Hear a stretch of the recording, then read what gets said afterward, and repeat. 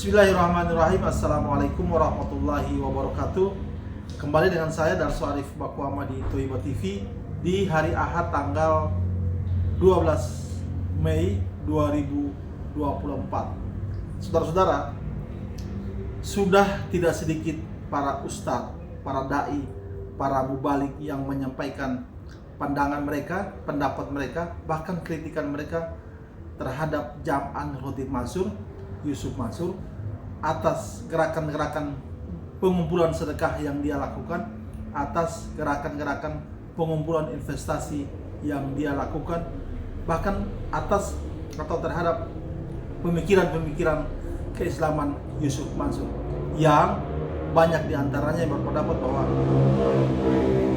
pemikiran dan apa yang telah dilakukan oleh Yusuf Mansur jauh dari semangat Islam itu sendiri. Saudara-saudara, hari Kamis kemarin saya berkomunikasi dengan Ustadz Amrin namanya.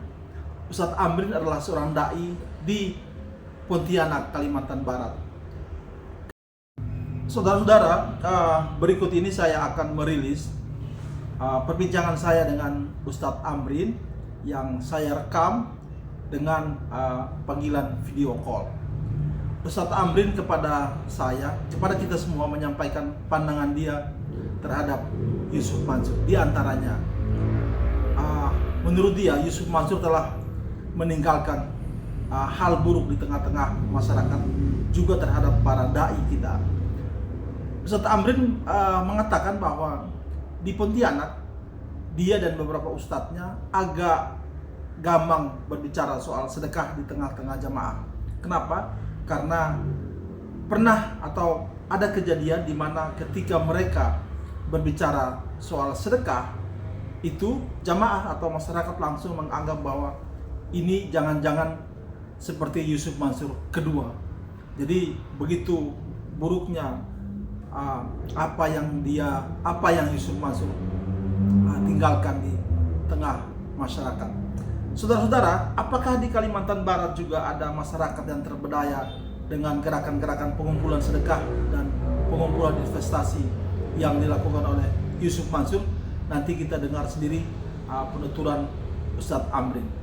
Kepada saya juga, Ustadz Amrin berjanji bahwa ini adalah silaturahmi saya dengan dia yang pertama. Insya Allah, jika ada kesempatan di hari-hari mendatang, kami akan bersilaturahmi lagi dan kembali Ustadz Amrin akan mengungkapkan apa saja atau bagaimana masyarakat di Kalimantan Barat, khususnya di kota Pontianak, yang telah terpedaya dengan gerakan-gerakan sedekah dan investasi yang dilakukan oleh Yusuf Mansur. Mudah-mudahan video perbincangan saya dengan Ustadz Amrin ini berguna bagi kita semua, dan saya silakan untuk di-share sebanyak mungkin. Terima kasih perhatiannya. Billahi taufiq wal hidayah. Wassalamualaikum warahmatullahi wabarakatuh. Kalau besok ada jadwal khutbah Pak Ustadz? Ada. Saya penuh 1 tahun tuh Pak. Saya kan khotib Kemenak. Ya, 1 tahun tuh udah seluruh. Jadi besok tuh dikena di Nurul Islam. Pokoknya penuh lah, saya tiap tahun tuh nggak ada kosongnya. Penuh tiap Jumat. ya Pak Ustadz ya? Insya Allah, amin tiap Jumat Pak. Jadi saya alhamdulillah dipercaya Kemenak. Kebetulan saya di Pontianak ini megang ikatan Fardu Kifayah Kota Pontianak dengan Asosiasi Khotib Kalimantan Barat. Ikatan Khotib Alhamdulillah. Nah, alhamdulillah deh. Karena izin Allah. Makanya Pak Darso, kalau saya ngomong gini Pak, rasanya ngeri sedap Pak. Ngeri gini Pak. Kita kalau ngomong gini Pak, takut dikata orang ria, enggak diomongkan. Jadi saya tuh dengan Pak Darso, dengan Pak Jaini Mustafa, dengan Pak Sabi, Pak Tabrani, sampai itu saya ikuti. Atur saya yang satu lagi yang masih muda tuh, orang yang masih muda tuh siapa namanya tuh? Iya. Sama TKP dan suka, kadang-kala ketawa, kadang-kala aduh gimana Ustadz satu ini rusak Pak Darso. Di Kalbar nih Pak, susah lah dah Pak. Gitu ya? Bukan Pak Darso, yang sakit tuh Pak, kayak saya, jujur kayak saya gini Pak. Jadi kalau kita ceramah itu Pak Darso, kita sedekah tuh yang benar-benar tuh yang bagaimana tuh kadang-kala jemaah tuh ada yang sinis dengarnya, ada yang cuek, ada yang bertanyanya jelimet gitu, Pak Darso. Iya. Padahal kan sedekah itu kan oleh Allah itu kan hanya 3, Pak. Sedekah itu hanya 3 menurut saya. Iya. Itu semua janji Allah, nggak bisa dibayar di dunia. Iya. Nah itu maksudnya mereka dengar nih Pak, ya wah ngeri Pak, ngeri di Pontianak nih ngeri Pak. Sampai ada yang ngomong gini Pak Darso, kalau dia sempat di Pontianak nih Pak Ustadz, sampai gorok batang itu. Memang masyarakat di Pontianak itu sudah tahu ya Pak, soal Yusuf Mansur meminta sedekah begitu ya Pak? Sudah tahu Pak? Tahu banget. Kemarin dia kan pernah di Sintang, pernah diceramah di Sintang. Masih ingat tak pada dia pernah ceramah di Sintang? Ya. Memang orang pertama Pak, orang pertama terobsesi, tersugesti, terhipnotis dengan omongan dia. Ya. Cuman saya mikir Ibu Bupati, Bapak Bupati itu mau ngasih itu, saya bingung. Macam saya nih Pak Darso, mau ngomong jangankan 1 juta Pak Darso, ngomong 10.000 aja dengan pengurus masjid dengan apa itu, rasa mulut saya itu terkunci Pak. Apalagi ini dengar di Yusuf Mansur nih. Takut kami gini Pak, Pak di Kota Madia nih Pak, Pontianak nih ataupun penceramah nih, nanti ini Yusuf Mansur kedua, orang gitu. Pak sebegitu, kok kenapa orang mau mengkaitkan Ustadz di Pontianak dengan Yusuf Mansur Pak? Kalau orang berbicara sedekah Pak, kenapa Pak? Kan gini Pak, kalau orang Pak Darso, kalau setingkat saya Pak Darso, Pak Jaini, Mustafa, Pak Sabirin, Pak Tabrani Sabirin itu kan levelnya level high Pak. Sedangkan yang kita hadapi di Pontianak ini kan 3 level Pak. Iya. Low high. Kalau kita bicara ke high Pak mudah Pak. Tapi kalau kita bicara dengan masyarakat yang apa yang kata Pak Darso, kata Pak Tabrani itu, orang awam nih Pak, terima nih, ini Pak, maaf saya ngomong maaf saya Pak Darso. Orang Madura Pontianak paling apa Pak, paling fanatik Pak. Iya. Contoh macam saya Pak, jarang Pak Ustadz yang orang, saya jujur nih Pak, bapak saya Dayak, mak saya Cina. Iya. Saya bukan asli Islam Pak sebenarnya, bapak saya orang Dayak, mak orang Cina. Iya. Nah, jadi orang Madura tuh Pak dulunya tidak mau Pak kalau pembaca doa atau kalau khotibnya atau penceramahnya kok bukan orang dia tidak mau. Kalau sekarang nih alhamdulillah Pak. Iya. Alhamdulillah Pak dipakai di tempat di mana suku lah. Baik Madura, Bugis, Jawa. Yang pengumpulan saya ada yang banyak orang Jawa, banyak orang Bugis, banyak orang Madura. Alhamdulillah. Nah, meyakinkan dia nih Pak, bukan sedekah kayak ala Yusuf Mansur, itu yang agak susah. Oh gitu, iya. Kita harus punya dalil kuat Pak. Iya. Harus dalil baik Quran maupun hadis harus kuat. Iya. Kalau enggak, katanya yang kedua kata dia. Masya Allah. Jadi stigma Yusuf Mansur sebagai pengumpul sedekah dengan konotasi yang agak miring itu memang sudah merata di Kalimantan ya Pak? Merata Pak. Akhirnya para ustadz yang ingin berbicara sedekah itu nanti dicap sebagai Yusuf Mansur kedua begitu ya Pak? Iya Pak, kalau kita tidak kuat Quran, tidak kuat hadis Pak. Jadi makna sedekah, definisi sedekah itu Pak yang wajib kita implementasikan ke mereka Pak. Iya. Jangan kita gini Pak. Jangan gini gitu Pak Darso, Mansur poin. Pak bersedekahlah Bu, bersedekahlah begini untuk ini. Orang konotasinya Pak lalu ini Yusuf Mansur kedua nih. Masya Jadi kita Allah. Iya Pak. Saya itu khutbah Pak, kalau sedekah tuh Pak, saya cari benar-benar ayat Quran, hadis-hadis yang mutawatir, hadis yang sahih, hadis apa baru bisa Pak. Hanya karangan, kalau jangan bilang kata ini kata itu, tak percaya mereka Pak. Tapi kan seperti Pak Ustadz begini kan nggak minta sedekah Pak. Kenapa orang masih?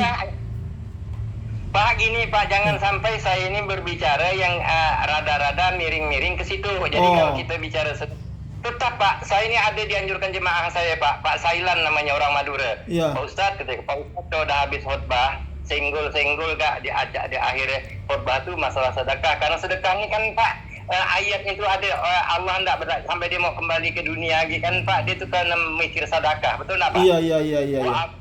Razaqnakum min qabli ayyati ahadakum maut wa yaqula rabbi laula akhartani ila azalin qarib fa asaddaqa wa itu kan Pak ayatnya itu Pak. Iya. Jadi kita nih di Pontianak ini harus pandai dulu Pak. Jadi saya kalau ceramah Pak, Bapak Ibu para jemaah jangan sampai mengkonotasikan atau mengasosiasikan Yusuf Mansur Pak ya Bu, saya marah saya bilang. Iya. saya sangat marah tuh. Saya jujur Pak Darso, Ya. kalau saya macam Pak Yusuf Mansur Pak, saya Ya. ini 63 masih pegang Pontianak nih Pak. Ya. Kalau saya macam Yusuf Mansur Pak kaya Pak, saya Pak. Ya, Ini ya. Pak Alhamdulillah Pak. Paling orang beri satu Jumat Pak, ada yang 200, ada yang 150. Ya. Kalau ceramah tuh Pak paling tinggi 500. Kalau saya mau Pak kaya dia Pak, lebih kaya saya Pak dari dia Pak. Oh. Benar Pak. Ya. Apalagi Pak ya maaf Pak. Saya orang Dayak, orang Cina bisa ceramah mereka tuh Pak tertegun Pak. Iya, iya, iya. Tapi kita ingat Pak, barang itu barang haram Pak. Kita bisa Pak, saya ngomong gini. Saya jujur Pak, rumah tangga saya Pak, Bapak boleh nanti datang ke Pontianak. Insya Allah. Lihatlah rumah tangga.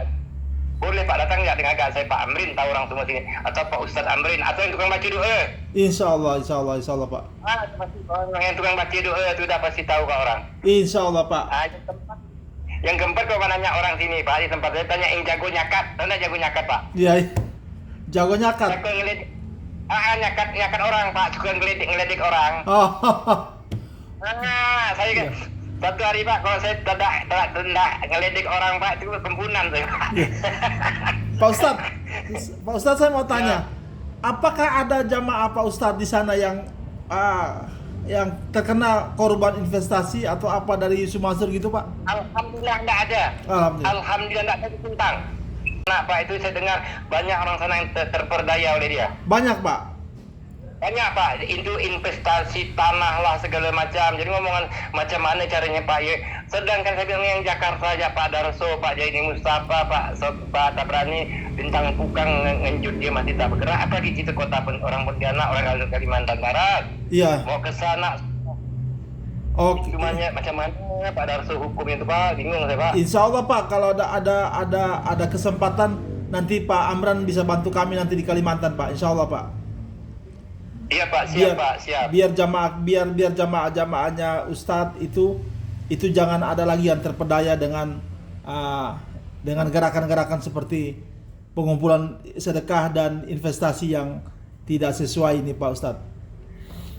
Bukan tak sesuai Pak, udah haram hukumnya Pak. Haram hukumnya haram.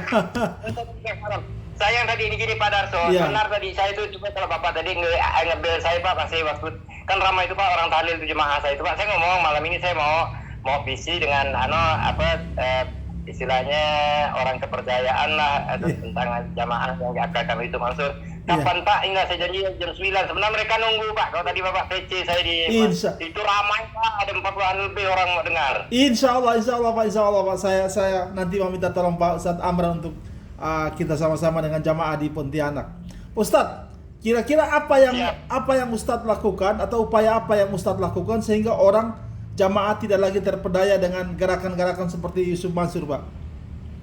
Pertama Pak, saya suruh dia buka YouTube. Pertama saya disuruh nonton yang hebat itu saya bilang ada satu anak muda yang pakai kata Pak siapa namanya saya kurang tahu tuh namanya Pak. Dia tidak begitu jelas sama YouTube-nya tuh. Jadi saya suruh buka Mustafa, Tabrani Sabiri, Pak Darso Arif. Saya bilang kan ada lagi satu tuh bapak-bapak ibu-ibu buka tuh. Jadi gini, makna sedekah menurut Bapak lebih apa kalau Pak Darso kan membawa orang dengan Pak Jaini Mustafa. Kalau Pak Tabrani kan langsung ini Pak langsung bukan mempanismen, bukan Pak arti menjelaskan bagaimana sih sebenarnya umat Islam nih. Jangan sampai terpedaya. Yang susah Pak kami khotib Pak, kami inilah macam saya susah banget Pak. Jadi ngomong tuh bertahan-tahan Pak. Iya. Maksud saya gini Pak, kalau dia tidak masuk penjara, saya nyaman. Oh gitu Pak? Dia tidak masuk penjara. Ya Pak? Kalau Yusuf masuk penjara, Pak Ustadz jadi nyaman? Iya Pak, jadi ada buktinya. Oh, insya Allah. Ini kan gini Pak Darso. Tunggu dia udah begitu Pak, masih berani lagi Pak yang dia pergi ke ini, pergi ke itu, masih berani dia ngoceh Pak, berani dia tuh ngajak lagi orang berinvestasi. Jadi orang tuh nggak tahu Pak, wah kesian Pak, bukan apa Pak, bukan nyaman Pak, cari rezeki Pak Darso. Mengerikan Pak. Mengerikan betul. Ya, jadi orang Pontianak tuh Pak yang kasihan tuh Pak, yang TKI di Hong Kong, di Arab Saudi, di mana lah tuh. Macam mana ya Pak Ustadz Amrin ya kata dia orang, itulah saya bilang kesian, ibu ada yang nangis, ada yang bercerai, ya, katanya ada yang bercerai suami istri, betul. Yang di kota wisata di Bubur itu kan ada bercerai tuh Pak. Iya betul. Yang saya bingung gini Pak Darso, orang sudah mati, bagaimana dicari balik kan uang itu Pak? Iya. Iya. Kalau hukum Islam Pak, dosa yang tak bisa dimaafkan Allah itu dosa antara manusia dengan manusia loh Pak. Iya. Nah, salah satunya akal mengakal, tipu menipu nih. Iya, iya. Tapi masih senang ya Pak, istidrat sekali Pak ya. Istidrat, iya, iya, iya. Nah, istidrat. Iya. Pak, iya, mungkin lewat video ini apa nasihat Ustadz Amrin untuk jamaah Pak supaya jangan lagi terpengaruh atau terpedaya dengan ustadz-ustadz seperti itu.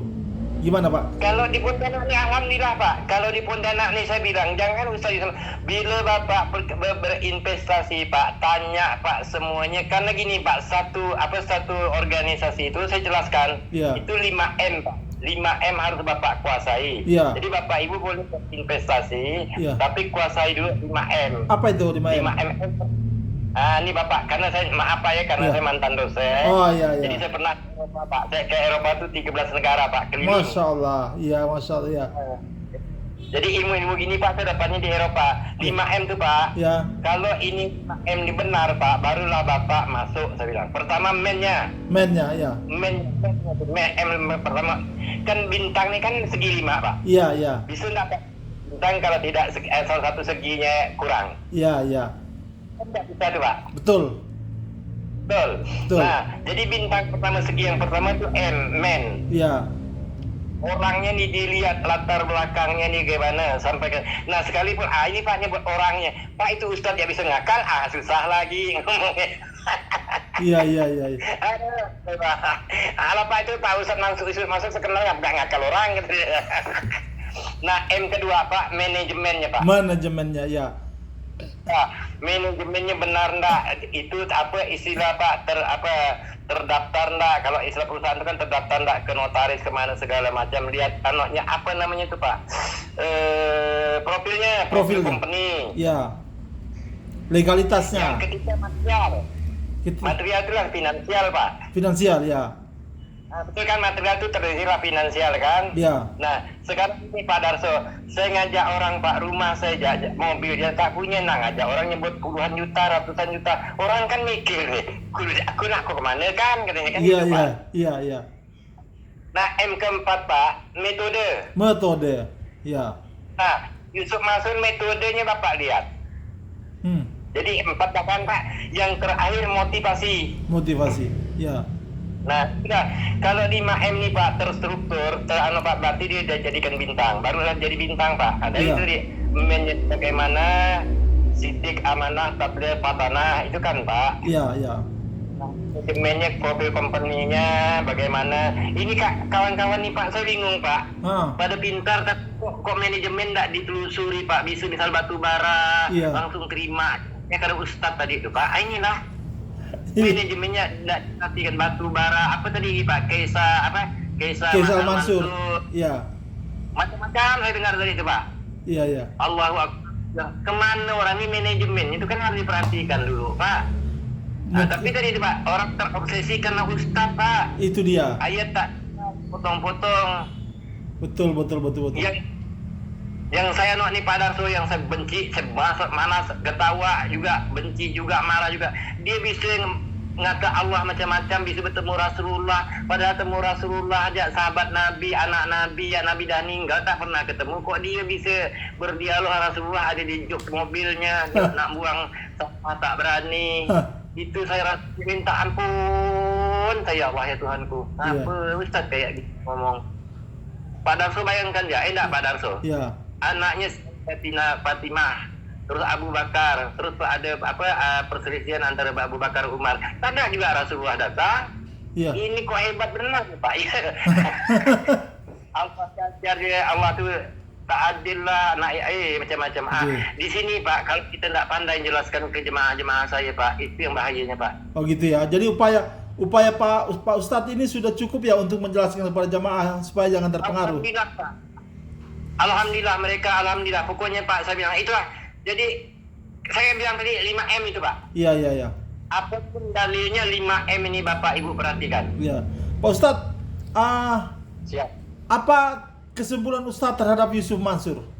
Bahwa dia itu siapa? Pak, Ya. Kesimpulan saya Pak, saya tak pikir akhirat urusan Allah. Saya minta Pak, kalau bisa dalam tempo Pak Darso, Pak Jaini Mustafa, Pak Tabrani buktikan bahwa dia betul-betul Pak penipuan, penggelapan, pembangsat, pembejat Pak, masuk sel Pak. Insya Allah. Itu Insya Allah. Pak tujuan akhir. Iya. Kalau dia Ustadz sendiri Ya. punya nasihat nggak kepada Yusuf Mansur kalau dia lihat video ini sekarang?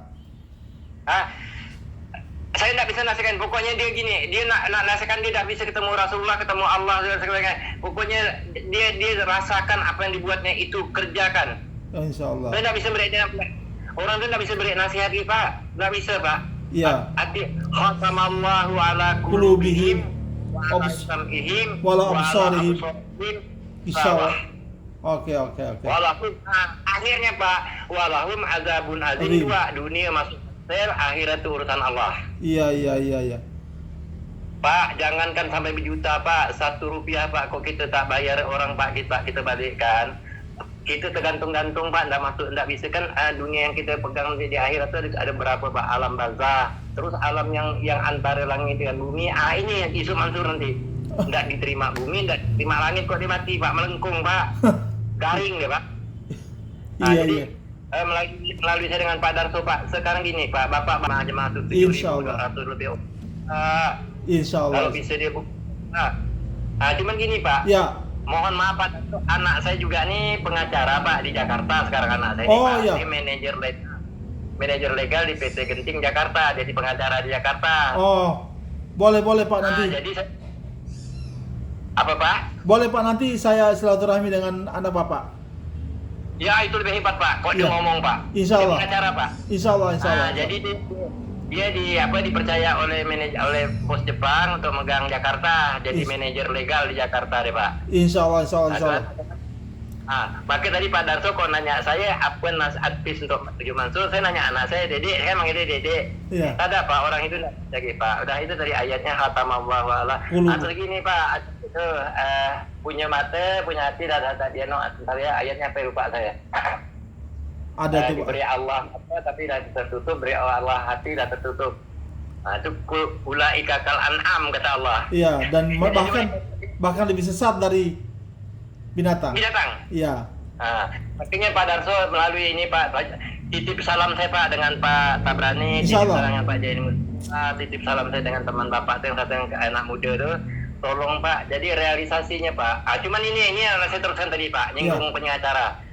Itu kan terdiri pidana dan perdata Pak. Kalau dia masuk, pidananya masuk sel, uang orang tuh balik enggak. Ini lagi Pak Darso yang kita pikir. Iya, itu saya kalau proses hukum saya juga masih awam Pak. Insya Allah nanti Pak Zeni yang akan menerangkan semua proses ini Pak akhirnya Pak. Benar Pak, benar. Iya. Titip salam saya dengan Pak Jaini Pak. Insya Kalau bisa Allah. Pak Jaini pikir ya. Jadi tanya Pak Jaini Pak, kalau kita pidanakan, ini masuknya enggak ke palang tanggung Pak. Pak Darso, nanti saya beritahu Pak Darso, nuntutnya jangan ramai-ramai dulu Pak. Iya betul. Satu orang dulu Pak, misal satu orang dia masuk ke 2 tahun kan gitu Pak. Iya. Nanti keluar satu nuntut, masuk lagi. Insya Allah. Jadi jangan ramai-ramai Pak. Ini kata anak saya pendeknya gitu Pak. Kalau barengan Pak, itu biasanya kumulatif lalu paling 3 tahun. Tapi bisa gini sekarang, Pak Darso udah nuntut. Insya Allah. Polisi saya lakukan. Iya. Keluar laporan Pak Jaini nunggu, baru depan pintu LP itu Pak, dia baru nak keluar masuk lagi Pak. Kami ada pernah ketika orang gitu Pak, pernah. Insya Allah. Oh iya. Pernah di sana ya Pak? Bilang Pak Jaini jangan ramai-ramai, satu-satu. Nanti kan misal, itu kan semuanya sama Pak. Nanti vonis pengadilan katanya penjara, potong tahanan, potong ini. Loh pertama gini Pak, dipotong tuh karena dia jujur apa segala. Nanti Pak penjara kedua kaki potongan tuh Pak, kalau 4 tahun 4 tahun. Pak Ustadz terima kasih banyak. Terima kasih banyak waktunya. Siap. Sampai ketemu nanti insya Allah lain waktu. Ya, Oke. Amin. Assalamualaikum. Waalaikumsalam warahmatullahi wabarakatuh.